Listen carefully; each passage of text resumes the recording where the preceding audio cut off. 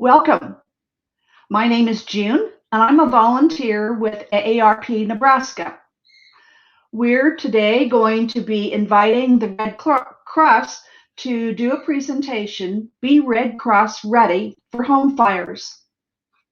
I'll introduce Cliff Haynes in a moment, but I want to go over our course description so you'll know what we'll be covering. Do you have working smoke alarms? Do you know what to do if a fire starts in your home? The American Red Cross will be providing home safety tips and information on creating a home fire escape plan, as well as how to request free information and free smoke alarms if needed during this Be Red Cross Ready presentation. Sorry. Let me introduce Cliff. Cliff Haynes is a disaster program manager with the American Red Cross. He was a volunteer for 5 years prior to taking the management position last year, and you now see Cliff on your screen. He has filled numerous roles with Red Cross and has deployed to multiple disasters, which he'll talk about with us a little bit, including forest fires in Canada and Hurricane Maria in Puerto Rico. Cliff enjoys being able to assist people with recovering from disasters, whether it's a hurricane or a house fire. Prior to moving to the Midwest in 2015, he was in emergency services for 20 years as a volunteer firefighter and EMT. Cliff has a wife and 2 children. The prospect of being empty nesters in a couple of years has him and his wife optimistic about the next phase of his life. Cliff, take it away.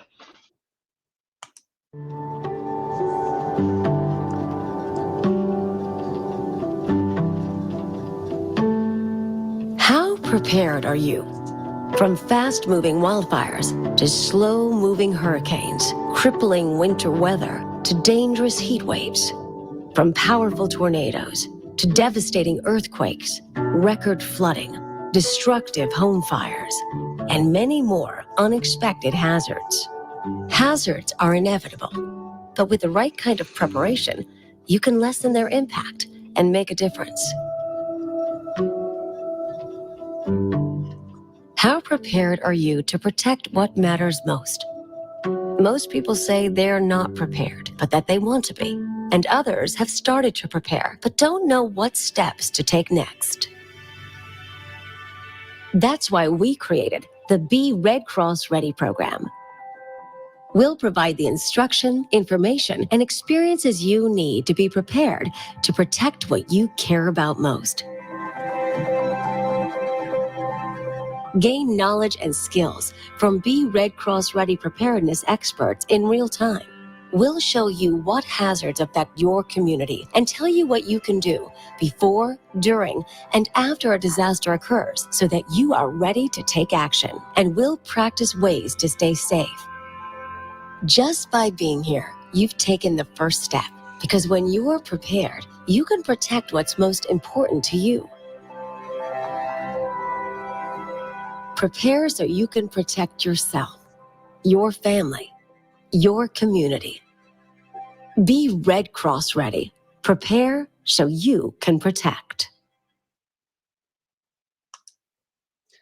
Welcome. My name is Cliff Haynes, like June said, from the American Red Cross, and I'm very happy that everybody's taking time today to watch this video and help make your home safer and make yourself more prepared, and hopefully your family. Feel free to share this information with your children or grandchildren, friends and neighbors. The more people that know this information, the more safe your community will be.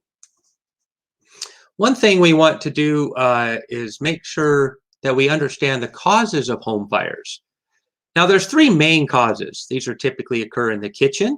They occur from space heaters and other heating devices, and they occur from smoking. The main cause of fires is kitchen fires, but unfortunately, the main cause of death is smoking. This is often because people fall asleep while they're smoking, and that leads to the fires.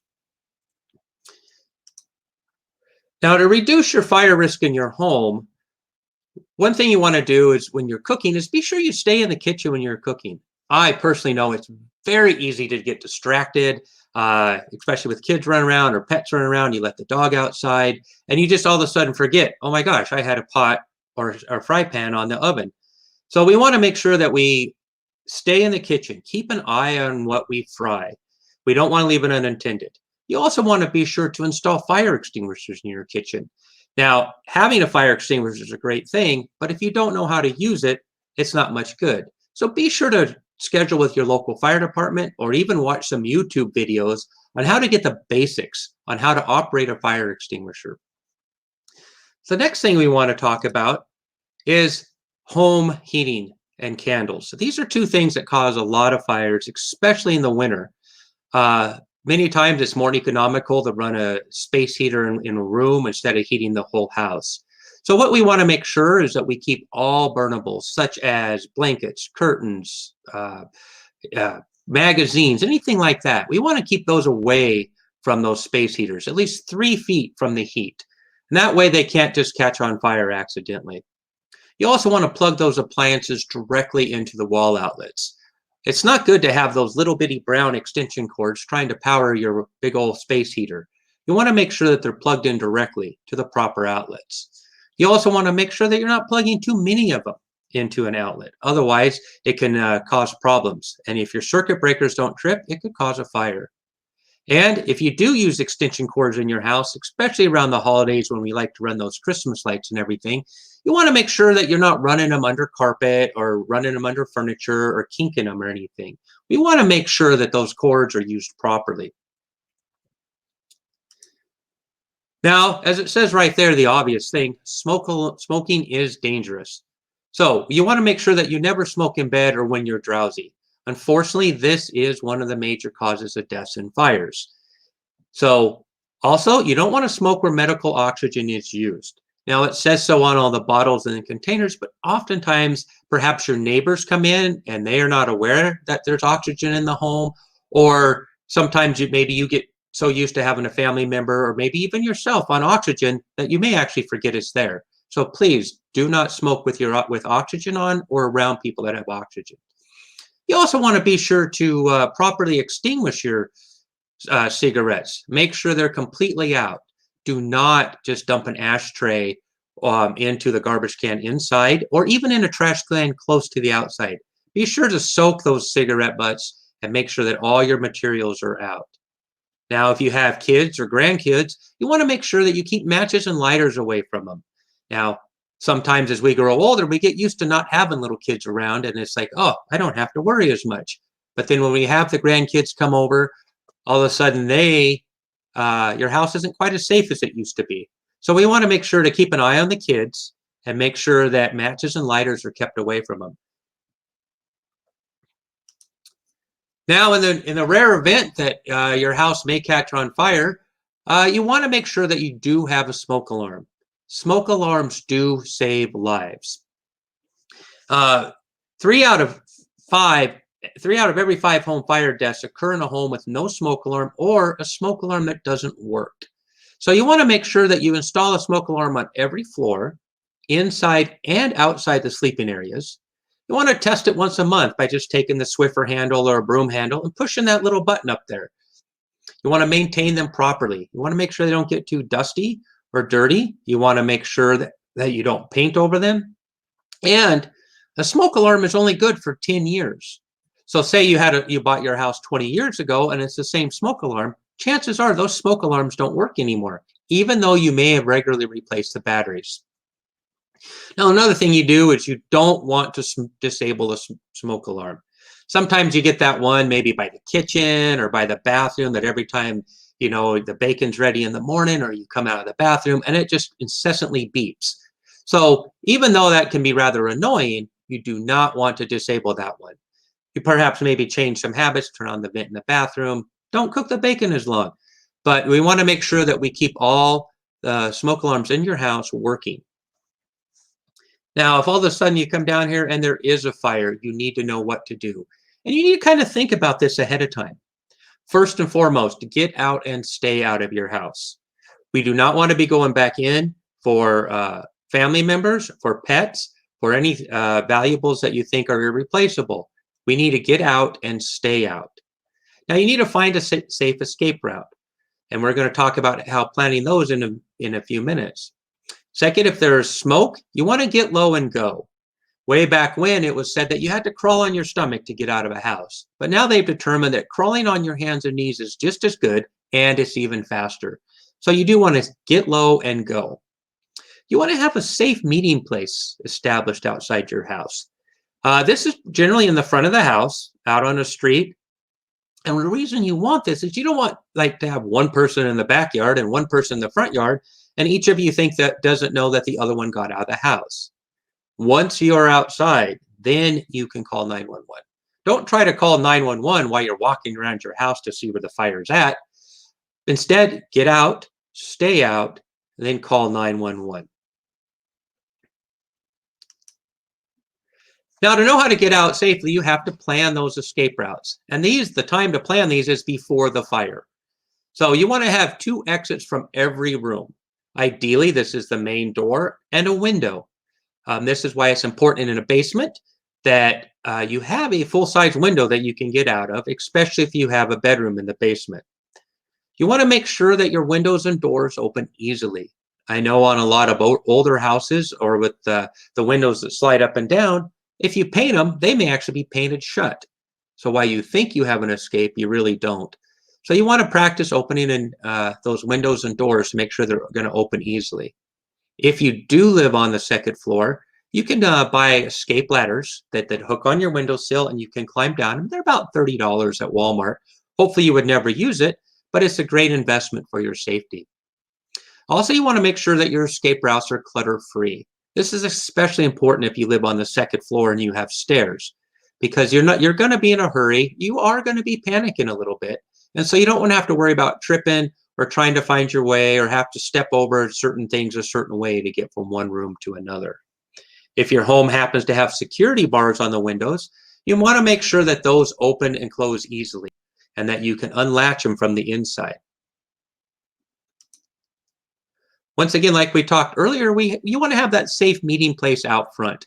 Generally, it's a bit of distance away from your house, so you're out of the way of the firefighters, and you don't have to worry about any debris or anything from the fire coming out and getting you.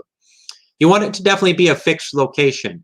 You don't want to say by the silver car out front, because what if the silver car's gone? And a lot of times when your house is on fire, you're relying more on habit than clearly thinking. Like we said earlier, have it in front of the home. This way, when the fire department shows up, you can approach them quickly and tell them, hey, everybody's out of the house. And also remember, call 911 from outside the home. Now, you want a plan that works for everybody. And you want to assign evacuation assistance. So if an individual needs assistance getting out of the house or getting around the house normally, they're going to need assistance getting out of the house in a fire. So you want to assign a person to that. We just don't want to assume that someone else is going to do it.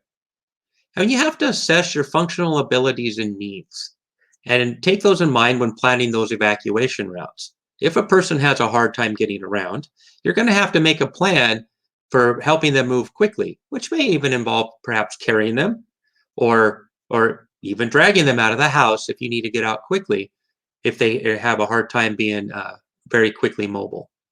You also want to practice your escape plans with your pets. Our pets are just like parts of our family, and we don't want to lose them. But we also need to practice having the pets come to us, remember to pick them up, and have the dog used to going outside. A lot of times, pets will bolt out very quickly in those loud noises. But remember, never go back in after your pets. Even though they are family, we still know you do not want to go back in. If you have grandchildren staying with you or children staying with you, you want to make sure that you have a plan for them. So someone's going to have to make sure, hey, I will go get the small children, and while someone else goes outside. Once again, I mentioned this before, you want to practice that home fire escape plan. The best way to do this is perhaps once in the afternoon or something on a nice day, you just say, hey, the house is on fire. Or while you're doing a monthly test, when the smoke alarm goes off, you practice the escape plan. Another time to do this is when it's dark and it's late at night. And just practice your plan, because you may not have electricity, or you're not used to waking up quickly and trying to move quickly through your house. Now, what you want to do is you want to practice this at least twice a year, or you want to practice it till you're good at it. Now, you have 2 minutes to get out of your house. That's a regular house. If it's a mobile home, you have 45 seconds to get out of the house before it becomes overrun with smoke and you may not be able to get out. Now, you want to make sure the plan works for everybody, and if not, adjust the plan. Once again, you want to prepare your children and your grandchildren for the dangers of fire. You want to make them know about what a smoke alarm sounds like. You want to teach them how to open the doors and windows and use the escape ladders. And make sure that if people are visiting your house, that they know that they're the 2 escape routes. You want to have them practice meeting at the designated safe meeting place instead of just running off to see their friends. And you do want to teach your children how to call 911. Typically, when you call 911, they're going to ask, what's your emergency? You're going to say, my house is on fire. And then you're going to go ahead, they're going to be like, what's the address? So you want to practice this in your head, because you will be very scared. It's a very scary thing to have your house on fire. So you need to think about this ahead of time. That's the planning. What am I going to do if my house catches on fire? Now, if you're in a closed room, and we do recommend sleeping with your door closed, there's numerous pictures on the internet and videos of the effects and the massive increase in safety that sleeping with a closed door can have. But if you're in a closed room and your smoke alarms go off, don't just run out and open the door. What you want to do instead is you want to look for smoke coming around the door. You want to feel the door with the back of your hand. And even better yet, tap the doorknob with the back of your hand. If that is hot, don't open the door. If you need to, you can, you want to use your second way out. And if your second way out doesn't work, you can go ahead and put some towels or blankets or something around the base and cracks of the door. And then you'll want to signal for help. Say your window won't open all the way, but you can at least get your hand out. You want to wave and yell. If you have your phone with you, you can call 911 and say, hey, I'm trapped in my house. The fire department drives extra fast when they know that people are trapped, and they make different plans for going into the house really quickly if they know people are trapped inside. Once again, you want to block your air vents also. Now, we did say, you want to be part of the action. You want to be the core person that helps make a difference. So once again, you want to make a home fire escape plan. You can draw this out on a piece of paper by drawing a simple outline of your house and accounting for where you're going to go. Once again, you want to remember to test those smoke alarms every month. And remember to change your batteries. You can take the batteries out at the time change, and you can use them for something else. They're generally not bad, but you really don't want to take a chance on an item that could potentially save your life. Is that battery still good? Well, it's been 2 years. It should be fine. You really want to make sure that those batteries are always in top condition. You want to practice your home fire escape plan, because if the practice makes perfect. And remember, once again, when your house catches on fire, you're going to be not thinking real clearly. Now, do you have a fire escape plan? This is something you'd ask yourself. Are all your smoke alarms working? Have you created an emergency kit, which is a kit that you can put in your bag with the essentials? And you can visit a link that says Homes Made Safer, self-education online forum. And will give you that information. But another thing you can do is tell at least 5 people what you watched, this video you watched today. Share this video with at least 5 other people and 5 other families, and that will help them make their home safer. All righty. If you have any questions, You can call, I am Cliff from the Eastern Iowa chapter of the American Red Cross, but you can call me, you can call Jolene, and we will put you in contact with other members of the Red Cross that will help you make your home safer. Thank you so much for your time, and please be safe with fire and have a great day. Cliff, that was really excellent. And you really made me stop and think about some things I need to practice, including I have a little dog and I haven't practiced with him. So thank you for that tip. We do have a couple of questions that have come in. What Okay. resources does the Red Cross offer to help make homes safer?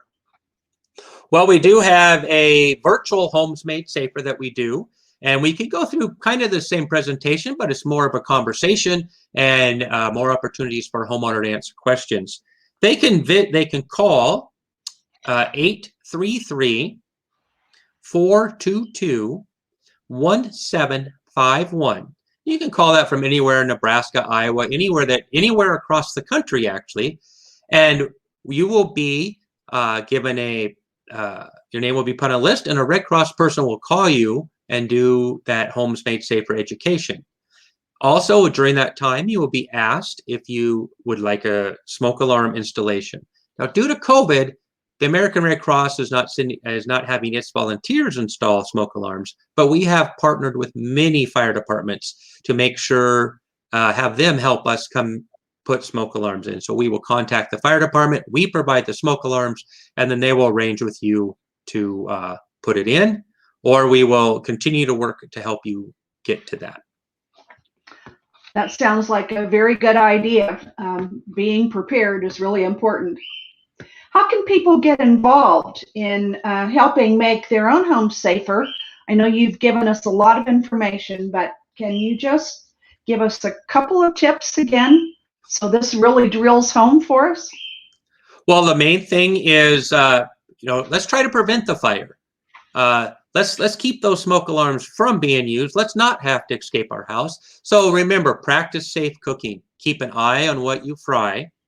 Second of all, on your home heating appliances, remember 3 feet from the heat. Keep those candles, those curtains, those blankets away from those space heaters and candles.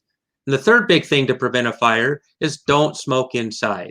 Don't smoke while you're drowsy. And make sure that if you do smoke, that all your cigarettes are completely out before you throw them in the garbage. Those are really good ideas.